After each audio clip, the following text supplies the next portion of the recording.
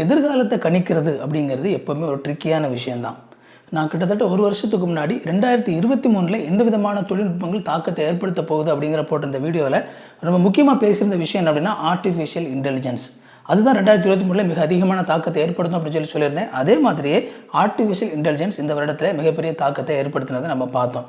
இந்த வீடியோவில் 2024 எந்த விதமான தொழில்நுட்பங்கள் நம்முடைய வாழ்க்கையில் தாக்கத்தை ஏற்படுத்த போகுது அப்படிங்கிறத பார்க்க போகிறோம். இந்த வீடியோ உங்களுக்கு ரொம்பவே யூஸ்ஃபுல்லாக இருக்கும் அப்படின்னு சொல்லி நம்புகிறேன். ஐத்தமிழ் அகாடமிக்கு உங்களை வரவேற்கிறேன்.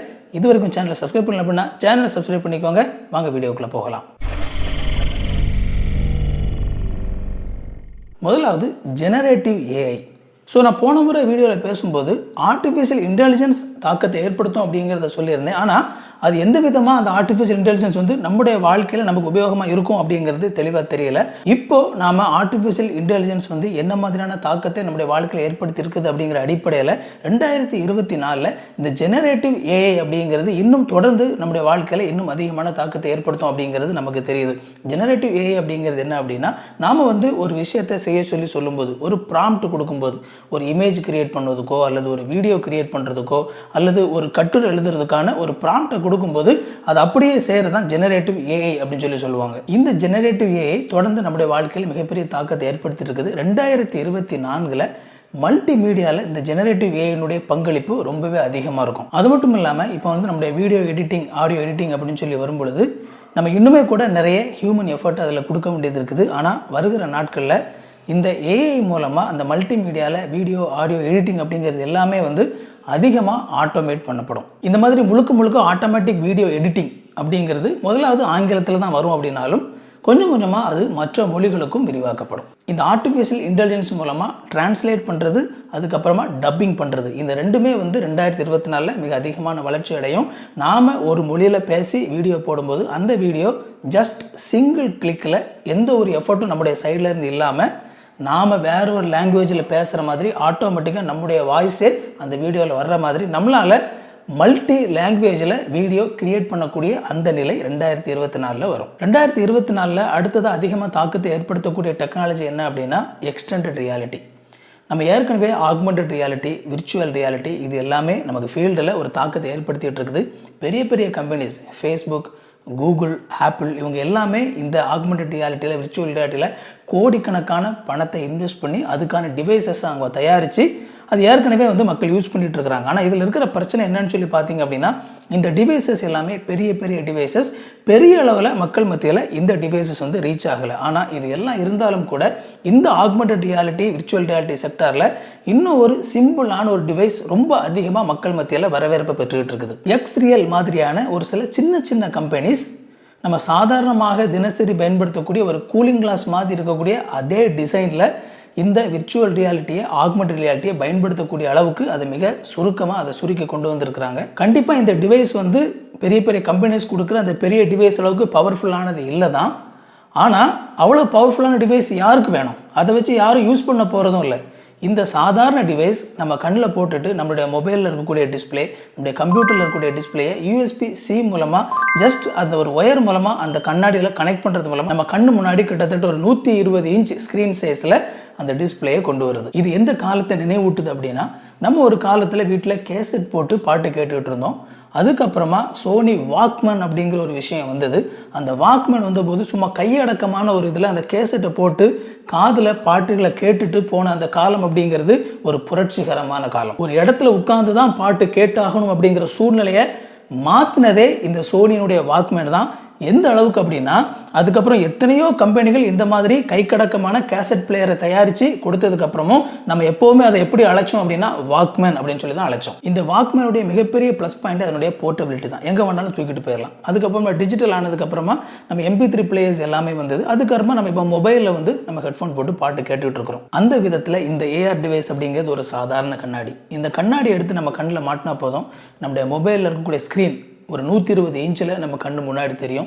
நம்ம பஸ்ஸில் ட்ராவல் பண்ணும்போது, ட்ரெயினில் ட்ராவல் பண்ணும்போது, ஃப்ளைட்டில் ட்ராவல் பண்ணும்போது பல நேரங்களில் இதை ஒரு என்டர்டெயின்மெண்ட் டிவைஸாக பயன்படுத்துறதுக்கான மிக அரிய ஒரு வாய்ப்பு இப்போ நமக்கு கிடைச்சிருக்குது. இந்த டிவைஸ் மக்கள் மத்தியில் மிக அதிகமான தாக்கத்தை ஏற்கனவே ஏற்படுத்த ஆரம்பிச்சாச்சு. அதனால் பெரிய பெரிய கம்பெனிஸ் கூட இந்த டிவைஸஸ் இப்போ தயாரிக்க ஆரம்பிச்சிட்டாங்க. 2024 மிடில் நம்ம இந்த மாதிரியான டிவைசஸை சாதாரணமாக நம்முடைய கைகளில் பார்க்க முடியும். 2024 மிகப்பெரிய மாற்றத்தை சந்திக்க போகிற இன்னொரு முக்கியமான ஒரு டெக்னாலஜி பேட்டரி டெக்னாலஜி. முன்னாடியெல்லாம் பேட்டரியில் ரொம்ப குறைவான பவர் தான் சேவ் பண்ணி வைக்க முடியும். அதுக்கப்புறமா லித்தியம் அயான் பேட்டரி வந்தது. இந்த லித்தியம் அயான் பேட்டரி அப்படிங்கிறது இந்த பேட்டரி தொழில்நுட்பத்தில் மிகப்பெரிய ஒரு புரட்சியை உண்டு பண்ணிச்சு. இந்த லித்தியம் அயான் பேட்டரியினுடைய மிகப்பெரிய சக்ஸஸ் என்ன அப்படின்னா, ரொம்ப சின்ன சைஸில் ரொம்ப அதிகமான பவரை சேமித்து வைக்க முடியும் அப்படிங்கிறது தான். ஆனால் இந்த லித்தியம் அயன் பேட்டரியில் ஒரு மிகப்பெரிய பிரச்சனை இருக்குது. இந்த லித்தியம் அயன் பேட்டரி அப்படிங்கிறது ரொம்ப ஆபத்தானது. எப்போ அது வெடிக்கும் அப்படின்னு சொல்லி நமக்கு தெரியாது. நாம் மொபைலில் அது சாதாரணமாக பயன்படுத்திகிட்டு இருக்கிறோம். பட் ஆனால் உண்மையிலேயே இந்த லித்தியம் அயன் பேட்டரி அப்படிங்கிறது ஒரு ஆபத்தான ஒரு விஷயம்தான். அதனால் இந்த பேட்டரி தொழில்நுட்பத்தில் அதுக்கு அடுத்த கட்டத்துக்கு நகர்வதற்கான மிக அதிகமான ஒரு ரிசர்ச் அப்படிங்கிறது நடந்துகிட்டு இருக்குது. அந்த விதத்தில் அதற்கு அடுத்த கட்ட பேட்டரி தொழில்நுட்பம் அப்படிங்கிறது கொஞ்சம் கொஞ்சமாக ரெடி ஆகிட்டு இருக்குது. 2024 கடைசியில் அல்லது 2025 தொடக்கத்தில் நம்மளால் இந்த புதிய பேட்டரி தொழில்நுட்பத்தை எதிர்பார்க்க முடியும். இந்த பேட்டரி தொழில்நுட்பம் வரும் பொழுது இது முதலாவது இந்த லித்தியம் அயான் பேட்டரியில் இருக்கக்கூடிய அந்த ஆபத்தை, அந்த ஃபேக்டரை கம்ப்ளீட்டாக நீக்குது. அதுக்கப்புறமா இப்போ இருக்கிறத விட கிட்டத்தட்ட டபுள் மடங்கு அதிகமான பவரை நம்மளால் அந்த பேட்டரியில் சேமித்து வைக்க முடியும். ஏற்கனவே பேட்டரி பைக், பேட்டரி கார் இது எல்லாமே நமக்கு ஃபீல்டில் பார்த்துட்டு இருக்கிற இந்த சூழ்நிலையில் இந்த பேட்டரி வரும்பொழுது அதனுடைய ஓடக்கூடிய அந்த திறன் நமக்கு இப்போது 300 கிலோமீட்டர் உங்களுக்கு ஃபுல் சார்ஜில் போகுது அப்படின்னா, அதே சைஸ் பேட்டரி மூலமாக புதிய தொழில்நுட்பத்தில் உங்களால் 600 கிலோமீட்டருக்கு போக முடியும். அது நம்ம இந்த பேட்டரி பைக் அண்ட் காரில் ரொம்ப தூரத்துக்கு பயணிக்க முடியும் அப்படிங்கிற ஒரு உறுதித்தன்மையை நமக்கு உருவாக்கும். அது மட்டும் இல்லாமல் இது பல இடங்களில் நம்ம இந்த பேட்டரியை சார்ஜ் பண்ணுறதுக்கான ஸ்டேஷன்ஸ் தேவைப்படும். அப்படிங்கிறனால அது புது விதமான ஒரு பிஸ்னஸ் வாய்ப்பையும் மக்களுக்கு வழங்க போகுது. அடுத்ததாக 2024 நேரடியாக மக்களுக்கு உதவி செய்ய பயன்பாட்டுக்கு வரக்கூடிய ரொம்ப முக்கியமான ஒரு டெக்னாலஜி என்ன அப்படின்னா, பிரெயின் கம்ப்யூட்டர் இன்டர்ஃபேஸ். அதாவது மூளை சார்ந்த பலவிதமான நோய்கள் இருக்குது. மூளை சரியாக செயல்படாமல் இருக்கிறனால மக்களுக்கு வரக்கூடிய பலவிதமான அசௌகரியங்கள் இருக்குது. அந்த மாதிரியான விஷயங்களை மாற்றுறதுக்காக நாம் வெளியே இருந்து எலக்ட்ரானிக் சிக்னல்ஸை இந்த மூளைக்குள்ளே வழங்குறதன் மூலமாக அதை சரி பண்ண முடியுமா அப்படிங்கிற மிகப்பெரிய ரிசர்ச் நடந்துகிட்டு இருக்குது. அதுக்கான அடிப்படை காரணம் என்ன அப்படின்னா, நம்முடைய மூளையில் இந்த நியூரான்ஸ் அப்படிங்கிற அந்த கனெக்ஷன்ஸ்குள்ளே எல்லாமே சின்ன அளவில் இந்த சின்ன அளவு எலக்ட்ரிசிட்டி அதில் பாஸ் ஆகிறனால தான் அதில் பல விஷயங்கள் நடக்குது அப்படிங்கிறத கண்டுபிடிச்சிருக்கிறாங்க. ஒரு விதமான இந்த எலக்ட்ரிக் சிக்னல்ஸ் மூலமாக தான் உடம்பு ஃபுல்லாக மூளை சிக்னல்ஸ் அனுப்புது அப்படிங்கிற மாதிரியும் கண்டுபிடிச்சிருக்கிறாங்க. ஸோ இந்த நிலையில் ஒரு சில மூளையிலேருந்து அந்த மாதிரி சரியாக சிக்னல் அனுப்ப முடியாத நிலையில் அதை நம்ம வெளியே இருந்து ஸ்டிமுலேட் பண்ணி அந்த சிக்னல்ஸை நாம் அனுப்ப முடியுமா அப்படிங்கிற ரிசர்ச் நடந்துகிட்டு இருக்குது. இந்த தொழில்நுட்பம் டெஸ்டிங் முடிஞ்சு மக்களுடைய பயன்பாட்டுக்கு கிட்டத்தட்ட வரக்கூடிய சூழ்நிலை இருக்குது. 2024 பலவிதமான மக்களுக்கு இதை மூளையில் பதிக்கிறத நம்மளால் பார்க்க முடியும். ஆனால் அதே நேரத்தில் அவங்க சொல்கிற மாதிரி அந்த அளவுக்கு அந்த டிவைசஸ் எல்லாமே மக்களுக்கு இந்த மூளை சார்ந்த வியாதிகளை குணமாக்குமா அப்படிங்கிறத நாம் பொறுத்திருந்து தான் பார்க்கணும். அடுத்ததாக நம்ம முன்னாடி பார்த்த மாதிரியே இதே மாதிரி உடல் சார்ந்த அல்லது மருத்துவம் சார்ந்த ஒரு விஷயத்தில் நம்ம புதிதாக பார்க்க போகிற ஒரு தொழில்நுட்பம் என்னன்னு சொல்லி பார்த்தீங்க அப்படின்னா, பயோ பிரிண்டிங் அப்படின்னு சொல்கிறது. டெக்னாலஜி அண்ட் பயாலஜி இது ரெண்டுமே ரொம்ப நெருக்கமாக கொண்டு வந்துகிட்டு இருக்கிறாங்க. இன்றைக்கி உலகத்தில் பல நபர்களுடைய பிரச்சனை உடல் உறுப்புகள் மூலமாக உண்டாகுது. இந்த உடல் உறுப்பு பாதிப்பு அப்படிங்கிறது ஒரு பெரிய பிரச்சனையாக உலகம் முழுக்க இருக்குது. உறுப்பு மாற்று அறுவை சிகிச்சை அப்படிங்கிறது பல இடங்களில் செய்யக்கூடியதாக இருந்தாலும் அவங்களுக்கு தேவையான உறுப்புகள் கிடைக்கிறது அப்படிங்கிறது ரொம்ப சேலஞ்சிங்கான விஷயம். இப்படிப்பட்ட இந்த சூழலில் மக்களுக்கு தேவையான உடல் உறுப்புகளை நம்மால் வெளியே செயற்கையாக உருவாக்க முடிந்தால் அது பல மக்களுக்கு பயனுள்ளதாக இருக்குமே அப்படிங்கிற அந்த அடிப்படையில் உருவாகிறதான் இந்த பயோசயின்ஸ். இந்த பயோசயின்ஸ் மூலமாக திசுக்களை உருவாக்குறது அல்லது செயற்கையாக கிட்னிஸை உருவாக்குறது, இருதயத்தை உருவாக்குறது. ஸோ இந்த மாதிரியான விஷயங்கள் செயல்பட்டு இருக்குது. இந்த பயோசயின்ஸ்லேயும் குறிப்பிடத்தக்க முன்னேற்றம் ஏற்பட்டு இருக்குது அப்படின்னு சொல்லி நம்மளால் சொல்ல முடியும். 2024 இந்த பயோசயின்ஸ் மிக அதிகமான தாக்கத்தை ஏற்படுத்தும். அதிகமான மக்கள் இந்த மாதிரி செயற்கையாக உருவாக்கப்பட்ட உறுப்புகள் மூலமாக அவங்களுடைய வாழ்நாள் அதிகரிக்கக்கூடிய அந்த காரியத்தை நம்மளால் 2024 பார்க்க முடியும். அடுத்ததாக 2024 மக்களுடைய பயன்பாட்டுக்கு வரப்போகிற ரொம்ப முக்கியமான ஒரு டெக்னாலஜி என்ன அப்படின்னா, பிளாக் செயின் டெக்னாலஜி. ஸோ இந்த பிளாக் செயின் அப்படிங்கிறது கிரிப்டோ கரன்சியில் மிக அதிகமாக பயன்படுத்தப்பட்ட ஒரு விஷயமா இருந்துச்சு. ஆனால் அதே நேரத்தில் இந்த கிரிப்டோ கரன்சி அப்படிங்கிறது சென்ட்ரலைஸ்டு கிடையாது. மீன்ஸ் எந்த ஒரு அரசாங்கமும் அதை கட்டுப்படுத்தக்கூடிய ஒரு விஷயம் இல்லை. ஆனால் ஒரு சென்ட்ரலைஸ்டு இல்லாத ஒரு பணத்தை உருவாக்கணும் அப்படின்னு சொல்லி இந்த கிரிப்டோ கரன்சி அண்ட் அதுக்கு பின்னால் இருக்கக்கூடிய பிளாக் செயின் டெக்னாலஜியை பயன்படுத்தின பல நபர்கள் முயற்சி பண்ணாங்க. அரசாங்கங்களுடைய ஆதரவு இல்லை அப்படிங்கிற அந்த நிலையில் எப்பொழுது வேணாலும் கிரிப்டோ கரன்சியினுடைய மதிப்பு குறையும் அப்படின்னு சொல்லி எதிர்பார்க்கப்பட்டது தான். அதுக்கப்புறம் இந்த NFT அப்படிங்கிற விஷயங்கள் எல்லாமே இதில் வந்தது.